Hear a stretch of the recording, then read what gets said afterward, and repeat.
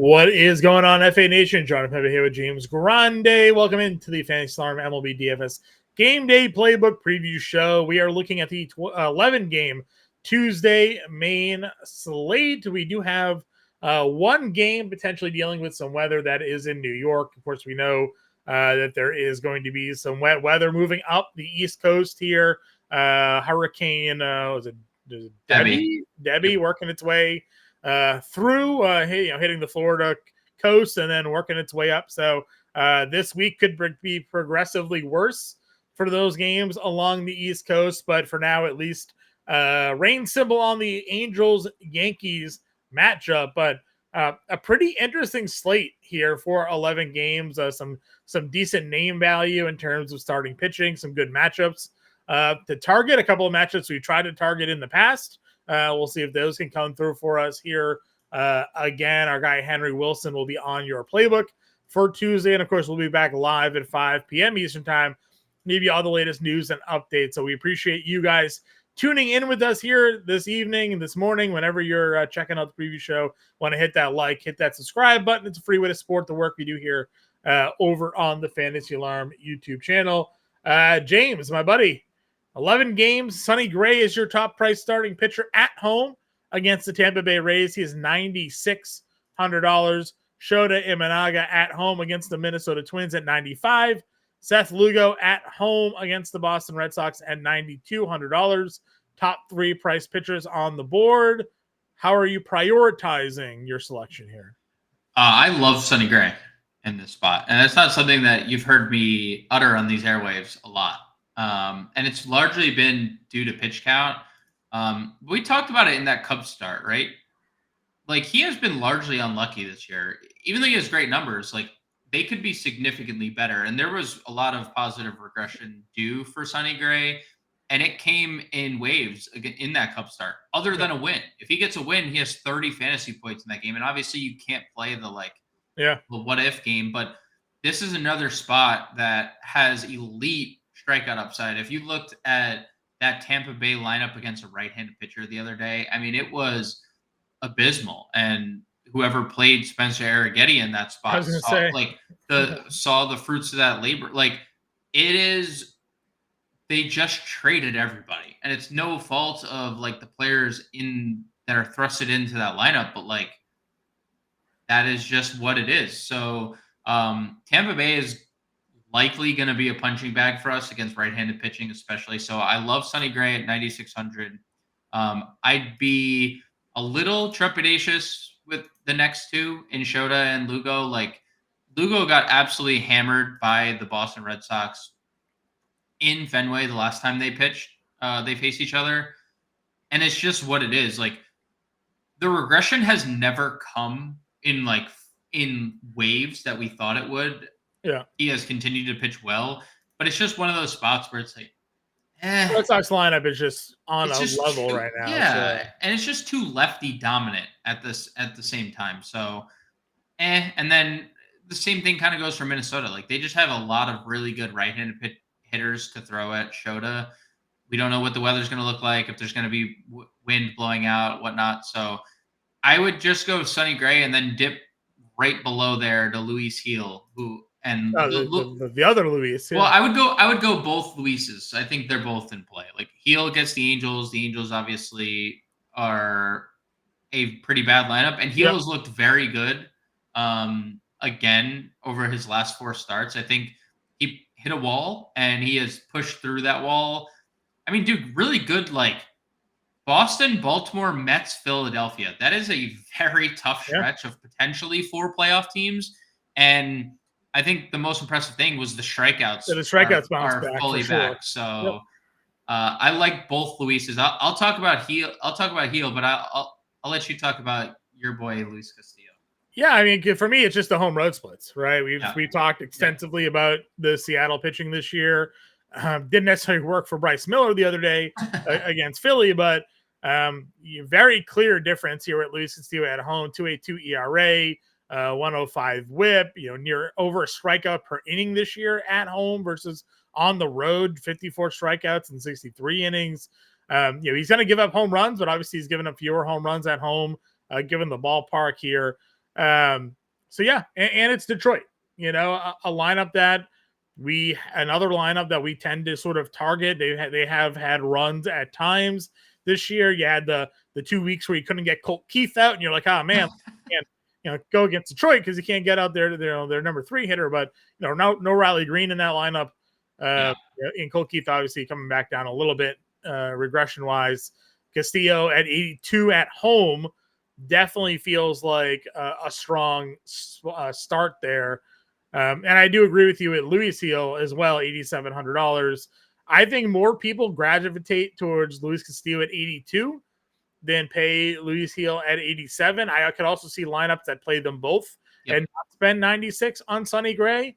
I would agree with you as well. Gray would be the clear-cut guy for me up the top. Another one with really good home road splits this season. 2.6 ERA versus an almost 5 road ERA. Look at the home runs allowed on the road versus that's crazy.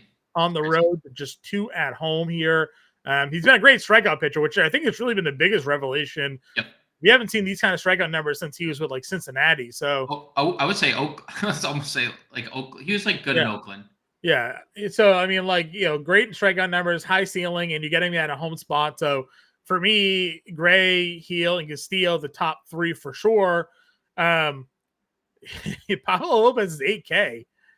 I know that you have gone back and forth championing the Pablo Lopez cause. Last 3 starts looking pretty damn good, and you're getting him at $8,000, the cheapest he has been all season long by a pretty good margin here. I have not been shy about my thoughts on Pablo Lopez. I have been saying it. I have been screaming it to anyone that will listen that he was due for positive regression. The only thing that changed from last year was the home runs.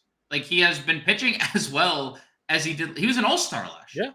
I mean, 4.65 ERAs, expected ERA is 3.44, his xFIP is 3.23, his SIERA is 3.26. So, he's basically skill-wise pitching to a guy with a low to mid-3 ERA, not someone with a 4.65. To your point, 15% home run to fly ball ratio isn't helping him because he's also giving up more fly balls than he's ever given up in his career. Just a 40% ground ball rate. Last year was 45, 46, 47, 52. You get the gist there. So giving up a lot more fly balls this year, resulting in more home runs allowed, to your point there. But K per 9, the same. Walks per 9, actually fewer than it was last season. I don't really understand the dip here. The Cubs offense, I mean, they're fine, right? But they're not. There's not really anybody in that lineup where I'm like, you got to avoid that guy. I don't know. That's a great listen. It's a case by case thing. Through 4 innings, David Festa has 8 strikeouts and has allowed 1 hit. Right, that we're recording in the middle of that game. And I'm not saying that David Festa isn't a good strikeout artist, and I'm not saying that they're not going to score 13 runs off Pablo Lopez tomorrow because every day is different. But that is a different offense, and it's not a very good one. They're up league average in some categories and worse than league average against righties over the last 30 days. I think this is a misprice to a lot of proportion. We'll just obviously have to see if there's weather. If there's wind blowing out in Wrigley, we're not going to – I feel like we haven't had any wind games in Wrigley this year, which is bizarre because we always get a lot of wind blowing out in Wrigley. But I just have a hard time not paying $8,000 for Pablo Lopez when, he has as much upside as anyone else on the slate, no? Pablo Lopez has a 14 strikeout game on his resume this year. 8 scoreless innings in that game. He has as much upside as anyone on this slate, and he is $1,600 cheaper than the highest priced pitcher. I don't necessarily understand it. Per dollar, probably my favorite pitcher on the board. Yeah, I agree. To me, I saw that price, and I was a bit surprised. And again, if you just look at his player card, you're like, oh, he's a guy with a near 5 ERA. Yeah, it makes sense. He's 8K. You got to look a little deeper into the numbers. We talk a lot about FanGraphs here on this show. Now, some of the same metrics don't always immediately pay out, but you've been on this guy now for a while saying that he's a 10K pitcher. And now he's 9K, low nines, high eights. Like, what are we doing here? Now he's low eights.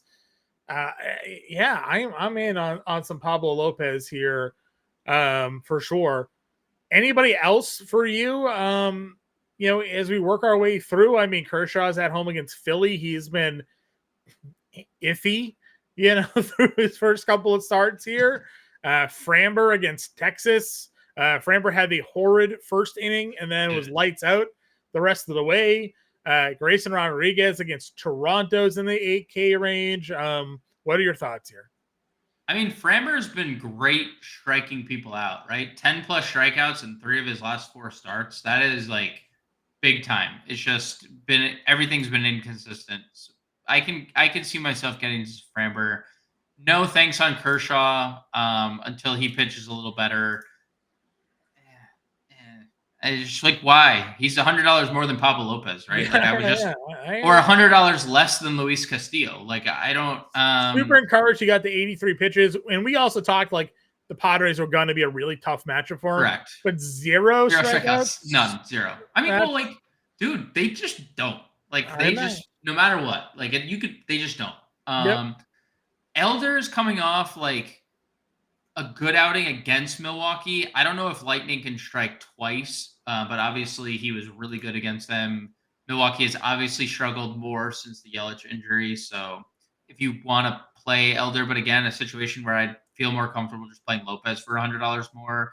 Sure. Interesting to see Taylor Mahle make his debut here. Yeah. I don't think we'd go there. Houston has been worse against righties. I just don't think we need to. Maybe some Jeffrey Springs, who I love Jeffrey Springs, the pitcher. Yeah. Obviously, like recovering from Tommy John, didn't look good in his debut. So that's something, but he is a good strikeout arm, or was a good strikeout arm pre-Tommy John. Yeah. So maybe Springs. This is the Coors. We have a Coors slate, obviously. We do, yeah. The Mets in Coors, Severino, $6,800 here. I mean, Bayo isn't terrible, but like the summer in Kansas City, big outfield. I mean, this is definitely an interesting Bayo price tag. The price, right? It's a price thing for me. I think 65 is too cheap. Because like if we just accept that he's going to be just a like 4 or 5 quality start pitcher, the strikeouts have been pretty good lately. Kansas City isn't like a huge strikeout team. But if he goes out there and gives you 6, gives up 3, strikes out 6, and gets a win, I mean, he's got no decisions his last couple of starts, 18-9 against New York, and then 17.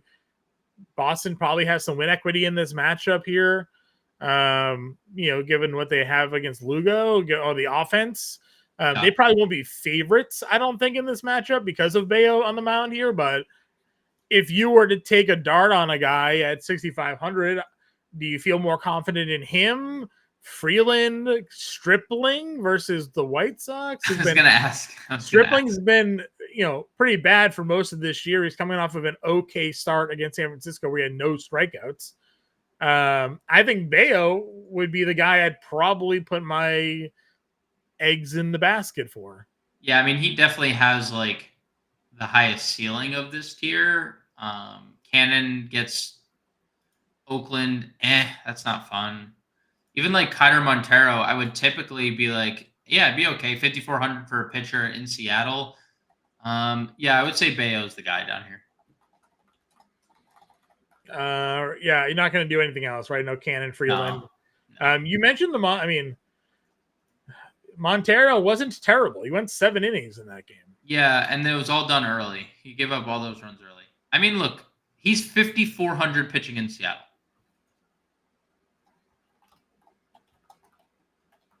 That's what it is. 5,400 pitching in Seattle. If you want to get there, you can. I don't think we need to, but if you want. Yeah, that's fine. Again, in that's why I looked at it. It's in Seattle, 5,400. Some strikeout, maybe some upside, and more than he's shown.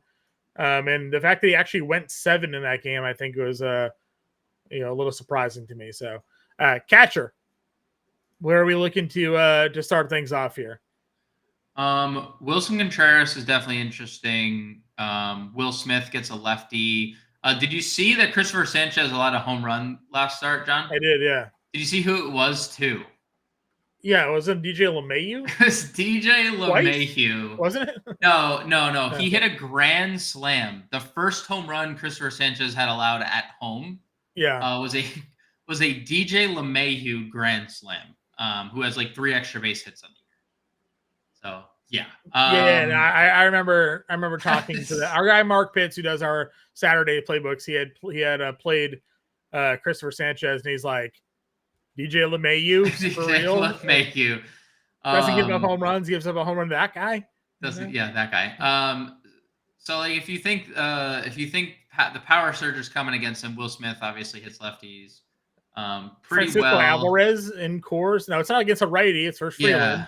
That I would say that would be the one. That's like the one thing. $4,200 for Alvarez is a very good price considering its cores, but we also talked about how good Freeland's been at home, right? Yeah, like Freeland's been like super weirdly good at home. And obviously Alvarez 4,200, and like Jeffers 4,000 against Imanaga. You know what, dude? Austin Wells 4,100 has been really good for the Yankees. He's still hitting in the like literally heart of that lineup. He's been pretty incredible over the last month. I would say Austin Wells 41 is probably my favorite catcher in this tier. And then you dip below 4K. I wouldn't be surprised if Luis Torrens played for the Mets instead of Alvarez because he hits lefties really well. So 3,500 if Torrens was in the lineup, I think would be an extremely solid play. Jonah Heim 31. Alejandro Kirk, if he continues to hit well. I mean, Grayson Rodriguez has problems with home runs. Caratini, if he's in the lineup. Yeah, that's probably it. I mean, there's going to be we'll find someone. Yeah, there'll be a value catcher we can pick on. Pedro Pajes 23 gets a lefty in Springs. He's been good. Yeah. First base here. Again, top guys are all there, all versus lefties. Alonso in cores against Freeland feels good. Yeah, it feels good. Yeah, he's gonna be a popular play this week, right? Just home run. You know, it's funny, you didn't really get a Coors Field bump on Alonso though. No, you didn't. Or the Mets so far, right? I mean, Lindor 59, but he's been there. JD Martinez first base outfield $4,900. Like Vientos is 45. That's basically the same price he's been. Yeah. So no real bumps for Vientos 45. Oh, we get a lefty Vientos. Oh, hold on. Where's Austin? Oh, Austin Hayes on the Phillies, not the Mets. It's like, where's Austin Hayes? Phillies. No, it's not Austin. We were looking for Tyrone Taylor there, John, right? Hitting second against a lefty on Where's Jose Iglesias? True, that's it. There's one. There's one for you. 3,600, lock and loaded. Yeah, we didn't get any revenge game. It's true. It is a revenge game. All right. Anyways, back to first base. We'll get there in a second. Yeah, Alonso for sure. I'm not going to touch any of the other guys. You can always play Ohtani and Freeman if you want, but Sanchez again, doesn't give up home runs, so I don't know. It feels like it could be a bit limiting there. Yeah. Vladdy's homering off everybody. If you want to go against Grayson, that's more to your own.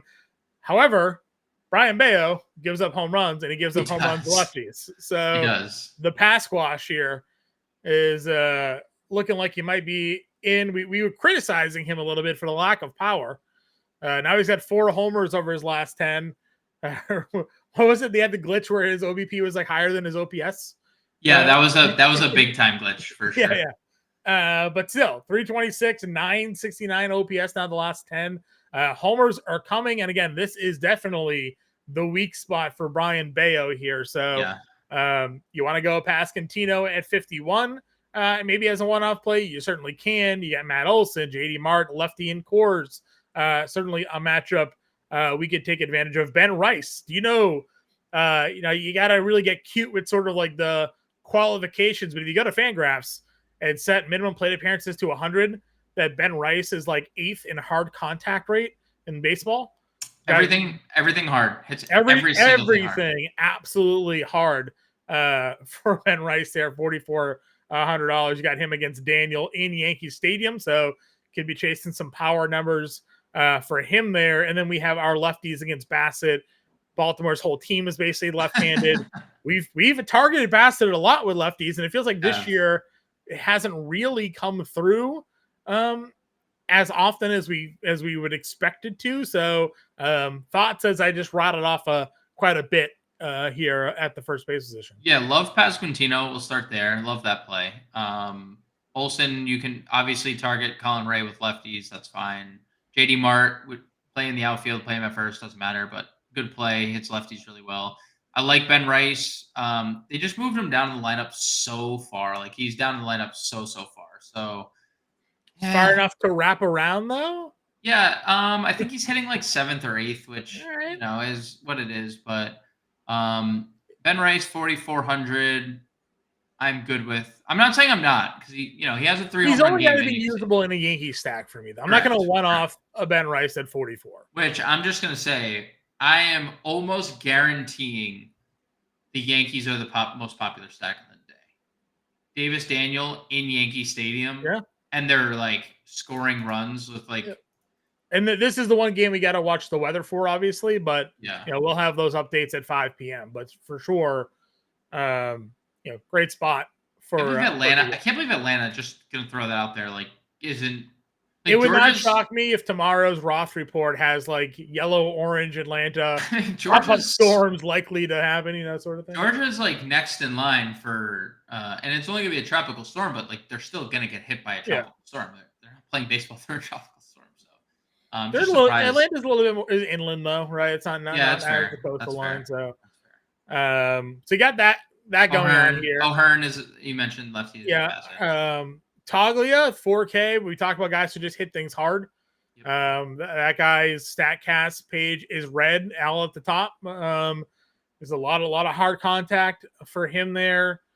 Luke Raley ruined my Tyler Phillips life the other day. He's $3,800. So there's definitely plenty of options at first base. Now it's 11 games, so that shouldn't be too surprising, but I feel like you can go in a lot of different directions here. Yeah, even like going further down, Dom Smith 3,200 continues to hit. I like him as a value play. Is Joey Votto? He's in AAA, right? Oh, okay.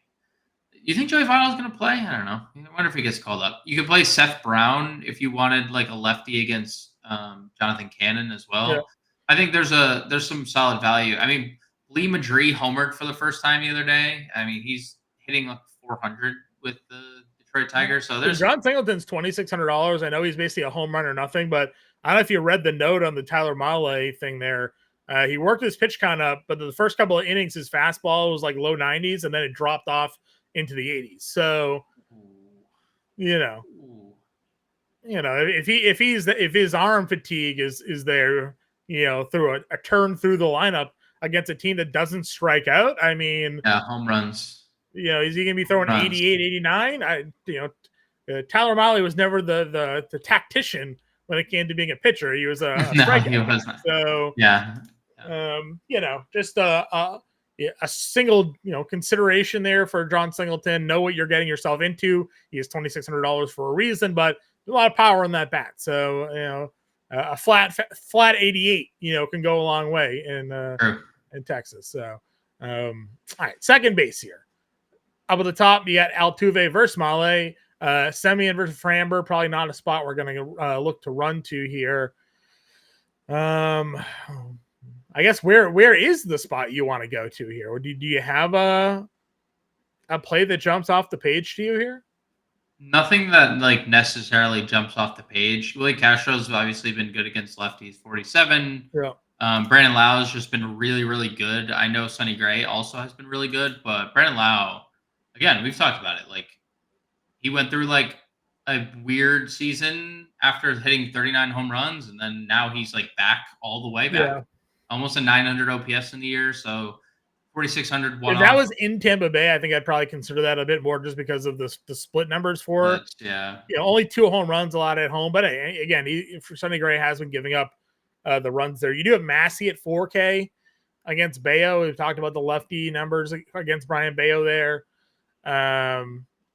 Iglesias, as we've talked about. Let's do a quick check. Last time we looked at Iglesias versus lefty, he was hitting 400 still. So he's slumping a little. He's slumping a little. So is he? Is he coming back down? Yeah, I don't know if it's like specifically against lefties. I just know he specifically is slumping. Splits versus lefties. Down to 396 against left-handed pitching. 414 Woba. ISO is actually up since the last time we looked at that. 125 ISO, still not there. Always funny. 125 ISO, but a 520 slug and a 960 OPS. Make it make sense. Does it? I don't even know. I don't know how that maths, but it does. So yeah, Jose Iglesias at 36. 31. Could be pretty popular, honestly, because we're not really in love with second base right now. Well, you could also just go to 3,100 and play Jackson Holiday against Bassett. Yeah. Do you think that's a chalk? Has to be, probably, right? I think 3 straight multi-hit games. Yeah, I mean, look, people like jumped all over a kid who had like a 7. How many games did he play his first stint? How many games has he played overall? He was like 2 for 35. So people judged the number 1 prospect in baseball over a 10-game sample, right?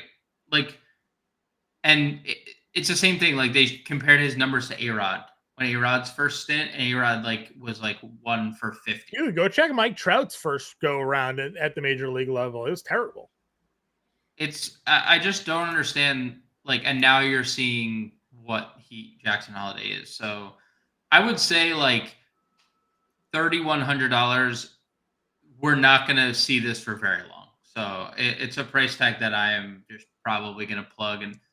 And these home runs haven't been cheapies either, by the way. He's been hitting some monster shots here. He hits baseballs very far. Yeah. So I agree with you. That was a good shot. He was a little bit further down my screen here, so I just kind of blocked it off. But that was a good call. Anybody else for you at second? No, we don't need to go any further. I don't think so either. Third base gives you Devers versus Lugo, Lewis versus Imanaga, Riley versus Ray, Chisholm versus Daniel at 51. Thoughts at the 5K tier? Yeah, I mean, I'd like them all. I mean, Devers obviously 58. We need the home runs to come, but it's never a worry that Rafael Devers is just not going to hit home runs anymore, right? He's the most productive non-home run hitter we have. So when Rafael Devers is not hitting home runs, he's still there's 3 doubles, there's a triple sprinkled in, and I can't wait until the end of the season comes and it's Devers is dealing with an AC joint tear or something like that in the shoulder, and yet he's yeah, but he hit 300, had 35 homers, and 1,000 OPS, 100 RBI, yeah. Because the shoulder's definitely not 100%. Can't be. It's been hurting him all year. So Jazz for sure, 51 though. I would him, Lewis, Jazz. Those would probably be the top 3. Sure. Mid-tier options first, Vientos. That's the play though. He still has an 1,100 OPS against lefties this year. Yeah. I know he's kind of struggling, but his kind of struggling is home runs in 3 straight games, and then a couple games off, and then home runs in 3 straight games. Yeah, it's 1 for 4 with a homer, so his batting average looks like crap, but he's got a 900 OPS. So, yeah, I'm with you there. And again, nothing cures a slump better than a course field stint. So yeah, can rock that. McMahon even on the other side of that matchup, I'm fine against Severino. Arenado versus Springs. Dude, Josh Jung, I know. $4,100. Are you gonna tempt Framber here though? I mean, it's not like Framber has been. Dude, Framber's had 10 strikeouts in 3 of the last 4. I know, but also I'm not saying that he hasn't, but also by the way, needed that in all my underdog best balls all season long. Sure. I took him in every league, and he was garbage for the majority of it. He's still less than a strikeout per inning, despite all that. Because he's been so bad. I don't know what happened lately. I think that's where I get hung up.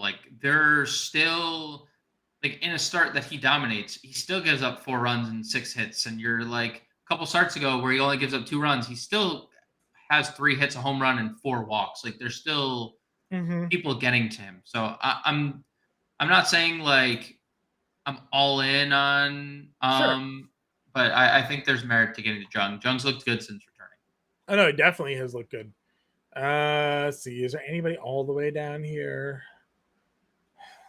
No, Miguel Vargas gets Stripling. I don't think we need to go this far down, though. Kike is actually, to be fair, Kike Hernandez has been kind of good lately. It's been really short sample stuff, but he has kind of been good if you want to put. Oh, dude, they let Ernie Clement off the other day. Yeah, I saw that. He had stolen base. He had 2 stolen bases, and he's hitting 350 over. I mean, Now his shortstop eligibility, I mean, dude, Ernie Clement, sign me up for some $2,600 Ernie Clement so I can get. Grayson hasn't been unhittable. I'll take that. That's fine. Shortstop. Bobby Witt, Gunnar Henderson, Trey Turner, Lindor against lefty and Coors. Yeah. Feeling pretty good there. Yeah, I mean, all of them are great. I would say Lindor is better than the others. He's cheaper and he's in Coors and he gets the lefty. Yep. Mason Wynn's priced up, but I do like this spot against Springs for him. Yeah. A little bit of a power. I don't like a little power kick of late. Yeah. Couple home runs this last six games. Like top prospect in them for their team a little bit. Did you see what Jordan Walker's been doing lately? No, but I did see you pick up Jordan Walker and they did in FSGA. He did. He's been hammering the baseball down at AAA. Numbers are coming around. He's maybe rediscovered. He's good, dude. You know, the power swing down there. He's good. Another prospect that just like people just we need time. They need right-handed power on that line. So like they're hope. I'm sure they're begging. He'll be up in September. I have to assume he'll be up in this. The rosters expand there. Volpe's been really good. $3,700 for Volpe. He has been amazing. Dude, I'm telling you, the Yankees are going to be incredibly popular because he's hitting for power. He's running. He's scoring a boatload of runs. And also, he is another one-time top prospect who, in his rookie year in 2020, and he only hit 230, so nobody cared. And then went through a long stretch of time where he wasn't good this year. But hey, guess what? He's really good right now. So yeah, 3,700. That's how playing a Volpe is how you get Judge and how you get Soto, right? Because you get like Volpe 3,700 is too cheap. I mean, Orlando Arcia, salute to you, $3,100. Sure. That'd be another play. Outfield, you got Ohtani, then you have Judge, Soto, Jordan, all up over 6K. Rooker, Ozuna, Duran, Bellinger, though we like Lopez there, Santander. Again, 11 games. You can go on and on. Just they're all the best hitters almost on their team. So find your stack, build around. If you had to pick Judge or Soto, where do you go? Dude, I'd rather just leave the show. How do you like? I mean, look, the answer is obviously Aaron Judge because he's already got 40 and 100 2 months ago. Like if he didn't play another game, he probably still wins the MVP. Does he get Triple Crown? No, he's not gonna catch Witt. I don't think he catches Witt. He's not like too far off. Witt's at 344. Yeah, he would have to continue doing what he's doing, and Witt just like fall off planet Earth to like. I think. You're more likely to see him challenge the home runs from a couple years ago than you are Triple Crown. Okay. Mid 5K range. We talked Jazz already. You got the Coors Field guys here. Doyle at home versus Severino is 49. Yeah, he's been great at home. And then just the power has just been legit, right? 9 home runs at home, 10 on the road. So he's just been legit in the power department. And if Buxton's gonna play, by the way, I for sure would go to Buxton against him. Yeah, I mean, like I would agree with you that he is a good play. I don't think anybody pays $4,900 for $500 on this board. Tournaments. Yeah. Large field tournaments. Yeah. Let's see. Again, I don't mind Lewis Robert. I know he's basically just checked out, but Stripling's pretty bad. Stanton, obviously, has the power. Good numbers at $4,400 there. Baltimore's going to throw an entire lineup of lefties at Bassett. So Cowser leading off. Yep. Pretty good at 43. Weiler, $4,300. Pham against Springs at 41. Yeah, he's really good against lefties too. Really good against lefties. So for sure. The Butler should be back in the lineup for this one against Cannon at 41. Yep. Absolutely. Andujar will hit second. Yep, Andujar hit second there. Castellanos gets the lefty. He's been good against lefties. Chorio's 39. It's fine. Again, does it all right now. Super hot. Lede will hit in the middle of the Oakland lineup. Yeah, Lede said Mull's there at 36. Kelenic will lead off 35. Not leading it out. They're not leading him off anymore. No, Soler. Yeah. They've been leading They moved Soler off. Soler there. That's true. That's true. The Mets could do something weird with like either Bader they hit or Tyrone Taylor. They hit second against a lefty. So yeah. I would say they've tried like Iglesias, Bader, or Tyrone Taylor would all be in play if they're hitting second. Sure. Victor Robles is 33. MJ Melendez 32. Some more lefty bats against Bayo there. Yep. Cave 3,100 just for like a potential home run in course. I think they still have Hilliard too, right? He still exists in the world somewhere down here.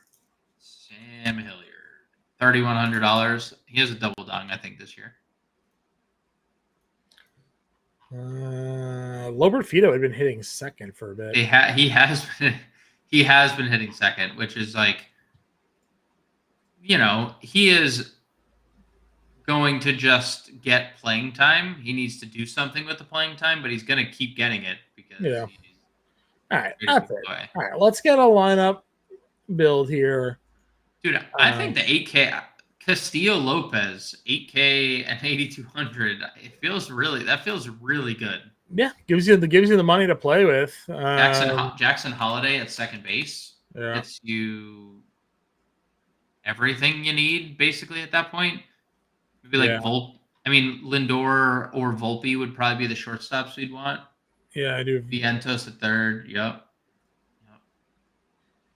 JD Mart was probably like. See if we have a cheap catcher down here somewhere. Yeah.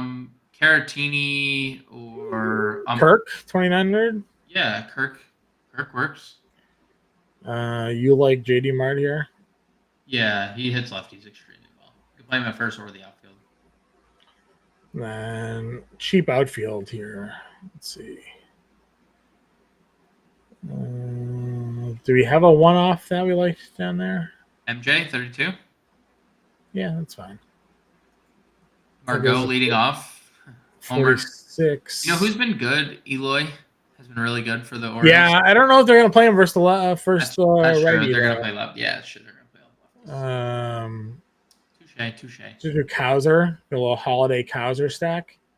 Okay. Yeah. 5K. Just missed Jazz. So do you just play Nimmo just to get cores? Yeah. I mean, I don't mind lefty for against Freeland. All right. Lopez, Castillo, Kirk, Martinez, Holiday, Vientos, Lindor, Melendez, Cowser, and Nimmo. Giving ourselves a Coors Field stack. 8K pitchers here, a little Baltimore 2-man and a one-off MJ Melendez, which you can really do whatever you want with there with the $3,200 left over. We'll be back live at 5 p.m. Eastern time, everybody. We appreciate y'all tuning in. Hit that like, hit that subscribe, and we'll catch you later.